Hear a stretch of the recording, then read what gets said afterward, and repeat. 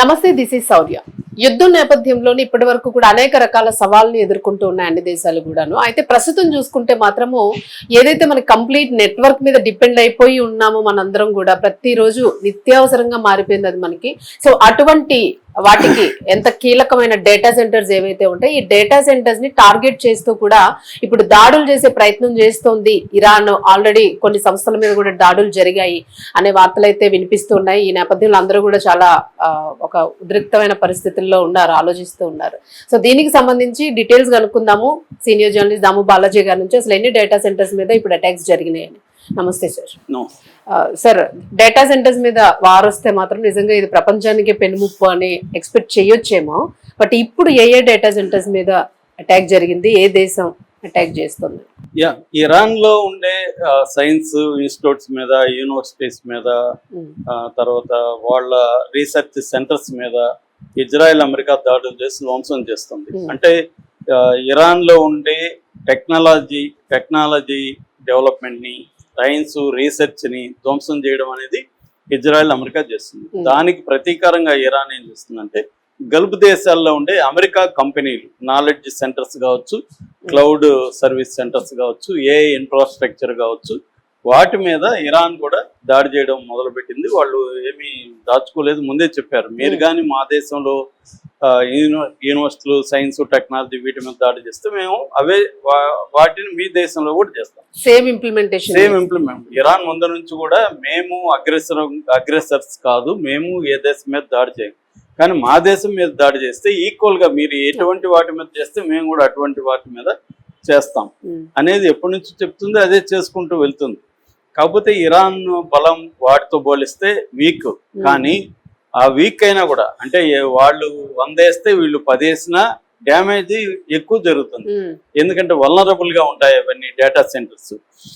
రెండోది బిలియన్ల కొద్దీ ఇన్వెస్ట్ చేస్తున్నాయి. ఇప్పుడు గల్ఫ్ దేశాల్లో దాదాపు 100 బిలియన్ ఇన్వెస్ట్మెంట్ ఉందన్నమాట. అంటే ఒక ఫ్యూచర్ ఏఐ ఇన్ఫ్రాస్ట్రక్చర్ ని గల్ఫ్ దేశాల్లో నిర్మించడం కోసం అమెరికా కంపెనీలు ఒప్పందాలు చేసుకున్నాయి. ఆల్రెడీ సెంటర్స్ స్టార్ట్ అయినాయి చాలా చోట్ల. ఇప్పుడు ఆ సెంటర్స్ ని అటాక్ చేస్తున్నాయి. ఇరాన్ ప్రకటించింది మొత్తం 18 వాటి మీద మేము అటాక్ చేస్తాం లిస్ట్ కూడా ప్రకటించింది.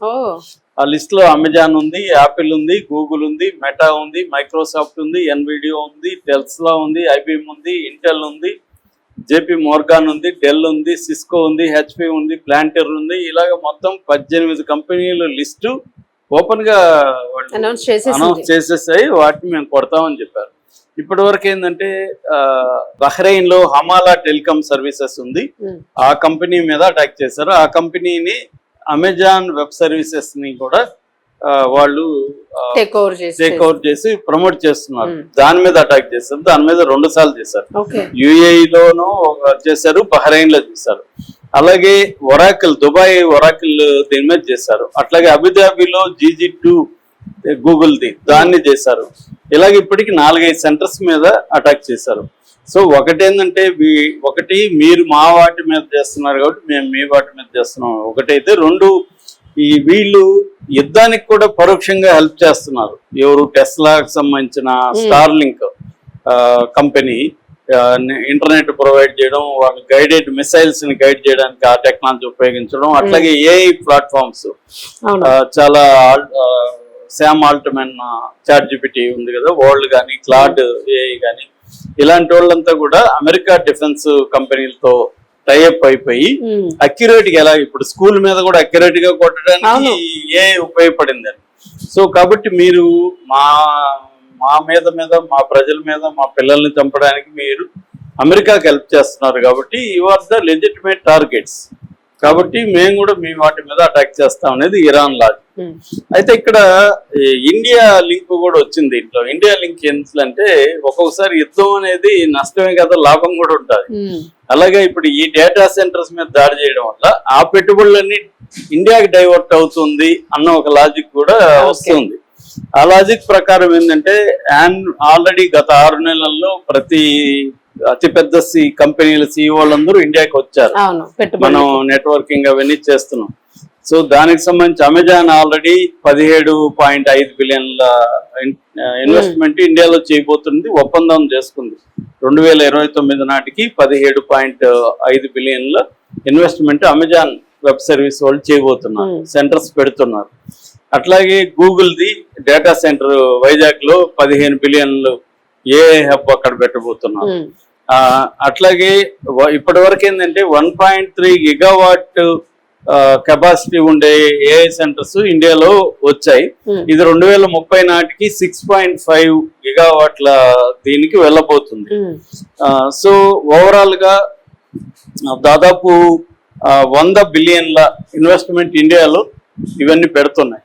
ఇప్పుడు అక్కడ సేఫ్ అనుకొని వెళ్ళారు దుబాయ్, ఎందుకంటే అక్కడ అన్ని కూడా ప్రిన్సిలీ స్టేట్స్, అవన్నీ కూడా రాజులే పరిపాలిస్తుంటారు, సుల్తాన్లు పరిపాలిస్తుంటారు కాబట్టి వాళ్ళతో మాట్లాడుకుంటూ చాలు, వాళ్ళు అన్ని చూసుకుంటారు అనే పద్ధతులు అక్కడ వెళ్తారు. రెండోది సేఫ్ అన్నమాట, సేఫ్ హెవెన్ దుబాయ్ కానీ అబుదాబి ఇవన్నీ సేఫ్ హెవెన్స్. ఇప్పుడు సేఫ్ కాదని తేలిపోయింది, డైరెక్ట్ గా వాటిని అటాక్ చేస్తున్నారు. దాంతో వాళ్ళు ఆల్టర్నేటివ్ చూస్తారు కదా, ఆల్టర్నేటివ్ పెద్దవే ఉన్నాయి, సింగపూరు మలేషియా లాంటివి ఉంటే ఇండియా ఉంది ఆల్టర్నేటివ్ పెద్దది. ఆల్రెడీ ఇండియా 0 ట్యాక్స్లు, వాళ్ళకి ట్యాక్స్లు ఏముండవు. తర్వాత ఎకో సిస్టమ్ ని మనం డెవలప్ చేస్తున్నాం.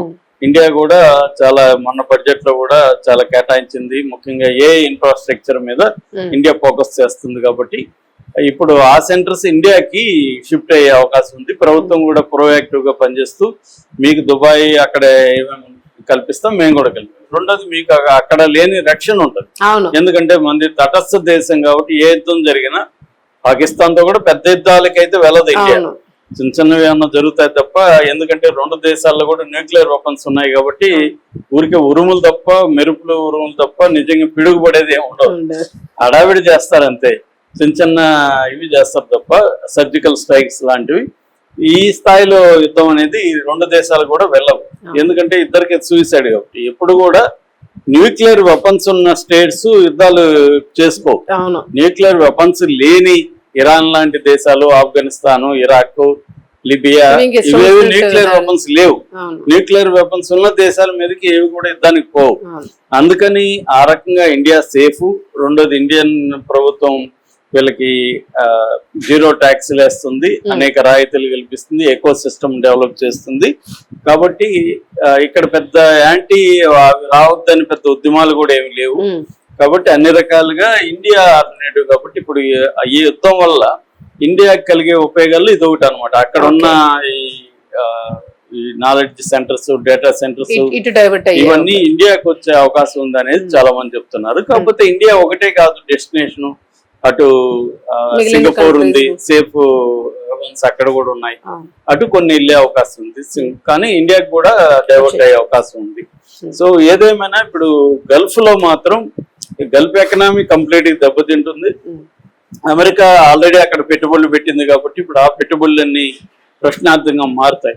ఇప్పుడు ఇమీడియట్ గా అయిపోయి ఏమన్నా పర్మనెంట్ సొల్యూషన్ దొరికితే ఆ సెంటర్స్ కి ఇబ్బంది లేదు. ఇప్పుడు దాడుల వల్ల ఏమి అంత అవన్నీ క్లోజ్ చేసేసి వెళ్ళిపోయేంత పరిస్థితి లేదు. కానీ యుద్ధం ఇంకా కంటిన్యూ అయ్యి వీళ్ళందరూ దాడులు చేసి అక్కడ ఎవరు ఎంప్లాయీస్ కూడా ఉండరు కదా, పనిచేయడానికి కూడా ఇష్టపడరు ఈ డేటా సెంటర్. ఎందుకంటే వేరే చోట్లకి వెళ్తాం, సేఫ్ సైడ్. ఎప్పుడైనా కూడా మనిషి ఏమనుకుంటాడు, ఫస్ట్ సేఫ్టీకి ప్రిఫరెన్స్ ఇచ్చి దాని తర్వాతనే డబ్బులకు కానీ ఇంకోటి ప్రిఫరెన్స్ ఇస్తారు కదా. సో ఆ రకంగా గల్ఫ్ లో ఉన్న గల్ఫ్ దేశాలకు ఇబ్బంది, ఎందుకంటే వాళ్ళు దీని మీద ఎకో సిస్టమ్ ని డెవలప్ చేసి ఎంతో ఇన్వెస్ట్ చేస్తారు ఆ దేశాలు. ఇప్పుడు ఈ కంపెనీలు వెళ్ళిపోయినాయనుకో వాళ్ళు మళ్ళీ నిర్మించుకోవడం చాలా టైం పడుతుంది. సో ఇది ఒక యాంగిల్. రెండో యాంగిల్, ఇండియాని ఆల్రెడీ హెచ్చరిస్తున్నారు, మనం ఓవర్ గా అమెరికా కంపెనీల మీద ఇన్వెస్ట్మెంట్ అంటే అమెరికా కంపెనీ మీద డిపెండ్ అయిపోతే రేపు ఏదన్నా అమెరికా మనకు ప్రాబ్లమ్స్ వచ్చాయనుకో మొత్తం బంధించేస్తారు ఇండియా.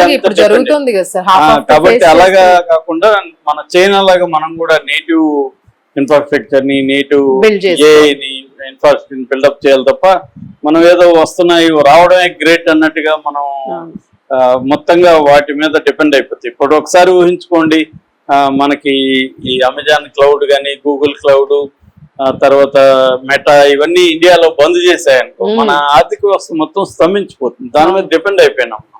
సో ఇది కరెక్ట్ కాదనేది మన ఎకనామిస్టులు హెచ్చరిస్తున్నారు.